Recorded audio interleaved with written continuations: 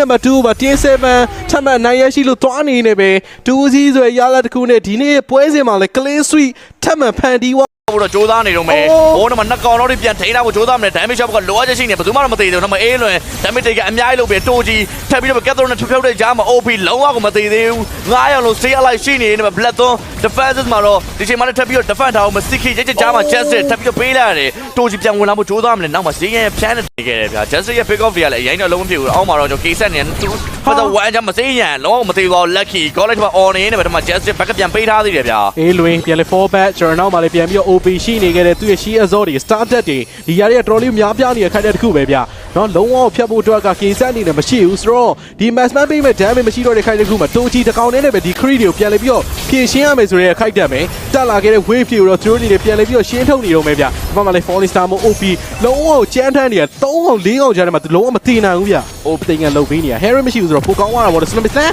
ပါသွားပြီ Trash မောင်းတော့ပေးထားသေးတယ်တော့ထိုးချီတမ်းပြီးတော့ down သွားခဲ့ဗျာ back and live ပြီးချီပေးထားသေးဆိုမလဲ Crodas 74ကြီးကြားထဲမှာ CK ပလစ်ကနေပြန်လေပြေးထွက်အောင်မရှိနေ Crit away ကိုတော့ပြန်လေပြီးတော့ရှင်းထုတ် Bloodstone 3ယောက်4ယောက်လောက်ဒီပါသွားခဲ့တဲ့ခိုက်တက်မှာ Lucky ပြန်လေပြေးထွက်နေတော့ Starter Falling Star မို့ Boss က K-set ပြန်ပေးလိုက်ရတော့ Chris Throw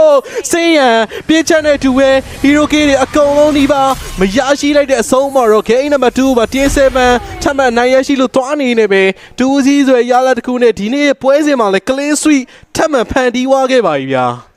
Team 7 2ဆိုတဲ့ပုံစံမျိုးနဲ့ပဲသူတို့လိုအပ်နေတဲ့အမှတ်တွေအကုန်လုံးတော့ဖျက်ယူနေရမျိုးတော့တွေ့ရတယ်ဗျာတကယ်ကိုတန်းပေါက်ရဲ့